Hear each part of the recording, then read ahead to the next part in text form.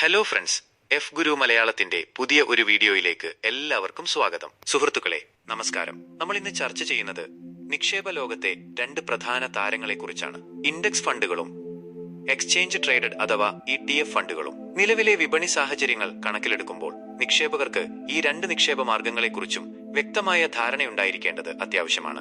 നമ്മുടെ ഇന്ത്യൻ ഓഹരി വിപണി ഇപ്പോൾ ഒരുപാട് ചാഞ്ചാട്ടങ്ങൾ നേരിടുന്നുണ്ട്. ആഗോള സാമ്പത്തിക മാന്ദ്യത്തിന്റെ ഭീഷണിയും പണപ്പെരുപ്പവും പലിശ നിരക്കുകളിലെ വർധനവുമെല്ലാം വിപണിയെ ബാധിക്കുന്നു. വിദേശ നിക്ഷേപകർ അവരുടെ നിക്ഷേപങ്ങൾ നിരന്തരമായി പിൻവലിക്കുന്നതും കാണുന്നുണ്ട്. ഈ സാഹചര്യത്തിൽ സാധാരണ നിക്ഷേപകർക്ക് എന്ത് ചെയ്യണം എന്നറിയാതെ ആശങ്കയുണ്ടാകാം. ഇത്തരം സാഹചര്യങ്ങളിൽ നിഷ്ക്രിയ നിക്ഷേപ രീതികൾ, അതായത് പാസീവ് ഫണ്ട്സ് ഇൻവെസ്റ്റ്മെന്റ്, കൂടുതൽ ആകർഷകമാകുന്നു. അതായത് മാർക്കറ്റ് സൂചികകളെ അടിസ്ഥാനമാക്കി നിക്ഷേപം നടത്തുന്ന രീതികൾ. ഇവിടെയാണ് ഇൻഡെക്സ് ഫണ്ടുകളും ETF-കളും പ്രസക്തമാകുന്നത്. ഇൻഡെക്സ് ഫണ്ടുകൾ ഒരു നിശ്ചിത മാർക്കറ്റ് സൂചികയുടെ അതേ ഘടനയിൽ നിക്ഷേപം നടത്തുന്ന മ്യൂച്വൽ ഫണ്ടുകളാണ്. ഉദാഹരണത്തിന് നിഫ്റ്റി 50 ഇൻഡെക്സ് ഫണ്ട് നിഫ്റ്റി 50 സൂചികയിലുള്ള അതേ ഓഹരികളിൽ അതേ അനുപാതത്തിൽ നിക്ഷേപം നടത്തുന്നു. അതുകൊണ്ട് നിഫ്റ്റി 50 സൂചികയുടെ പ്രകടനം പോലെ തന്നെയായിരിക്കും ഈ ഫണ്ടിന്റെയും പ്രകടനം. ഇനി എന്താണ് ETF-കൾ എന്ന് നോക്കാം. ETF-കൾ ഓഹരി വിപണിയിൽ ഓഹരികൾ പോലെ വ്യാപാരം ചെയ്യപ്പെടുന്ന ഫണ്ടുകളാണ്. ഇവയും ഒരു നിശ്ചിത മാർക്കറ്റ് സൂചികയുടെ പ്രകടനം പിന്തുടരുന്നു. പക്ഷേ ഇവയ്ക്ക് ഓഹരികൾ പോലെ തത്സമയം വ്യാപാരം ചെയ്യാൻ സാധിക്കും. അതായത് നിങ്ങൾക്ക് ഓഹരി വിപണി തുറന്നിരിക്കുന്ന സമയത്ത് എപ്പോൾ വേണമെങ്കിലും ETF-കൾ വാങ്ങാനും വിൽക്കാനും സാധിക്കും. ഇനി ഇൻഡെക്സ് ഫണ്ടുകളും ETF-കളും തമ്മിലുള്ള പ്രധാന വ്യത്യാസങ്ങൾ എന്തൊക്കെയാണെന്ന് നമുക്ക് കൂടുതൽ വ്യക്തമായി നോക്കാം. വ്യാപാര രീതി: ഇൻഡെക്സ് ഫണ്ടുകൾ മ്യൂച്വൽ ഫണ്ടുകൾ പോലെയാണ് വ്യാപാരം ചെയ്യുന്നത്. അതായത് നിങ്ങൾക്ക് ഒരു ദിവസത്തിൽ ഒരിക്കൽ മാത്രമേ ഇൻഡെക്സ് ഫണ്ടുകൾ വാങ്ങാനോ വിൽക്കാനോ സാധിക്കൂ. ഓഹരി വിപണി അവസാനിക്കുന്ന സമയത്തുള്ള നെറ്റ് അസറ്റ് വാല്യൂ അഥവാ NAV അനുസരിച്ചായിരിക്കും ഇടപാടുകൾ നടക്കുക. എന്നാൽ ETF-കൾ ഓഹരികൾ പോലെ തത്സമയം വ്യാപാരം ചെയ്യാൻ സാധിക്കും. അതുകൊണ്ട് നിങ്ങൾക്ക് ഓഹരി വിപണി തുറന്നിരിക്കുന്ന സമയത്ത് എപ്പോൾ വേണമെങ്കിലും ETF-കൾ വാങ്ങാനും വിൽക്കാനും സാധിക്കും. ഈ തത്സമയ വ്യാപാരം ETF-കൾക്ക് കൂടുതൽ ലിക്വിഡിറ്റി നൽകുന്നു. വഴക്കം അഥവാ ഫ്ലെക്സിബിലിറ്റി: ETF-കൾക്ക് ഇൻഡെക്സ് ഫണ്ടുകളേക്കാൾ കൂടുതൽ ഫ്ലെക്സിബിലിറ്റിയുണ്ട്.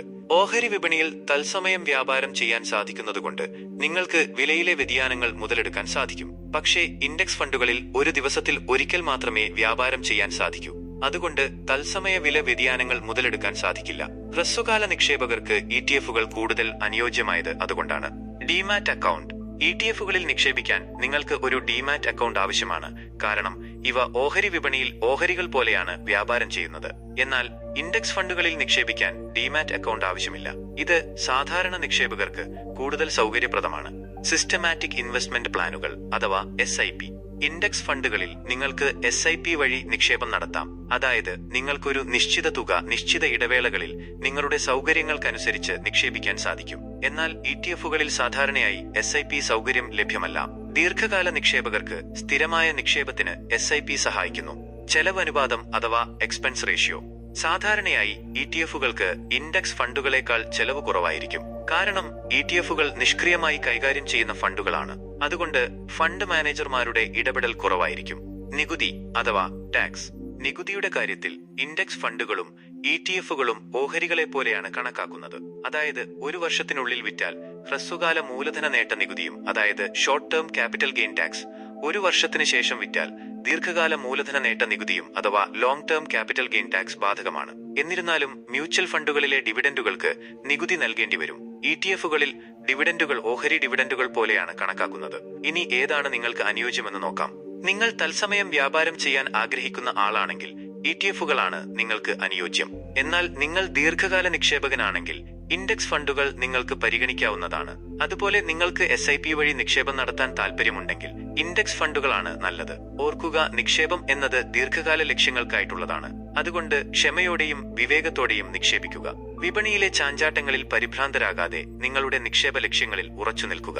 നിങ്ങളുടെ സാമ്പത്തിക ലക്ഷ്യങ്ങൾ, റിസ്ക് എടുക്കാനുള്ള ശേഷി, നിക്ഷേപ കാലാവധി എന്നിവയെല്ലാം പരിഗണിച്ച് വേണം നിങ്ങൾ ഏത് നിക്ഷേപ മാർഗം തിരഞ്ഞെടുക്കണമെന്ന് തീരുമാനിക്കാൻ. സംശയമുണ്ടെങ്കിൽ ഒരു സാമ്പത്തിക ഉപദേഷ്ടാവിന്റെ സഹായം തേടാവുന്നതാണ്.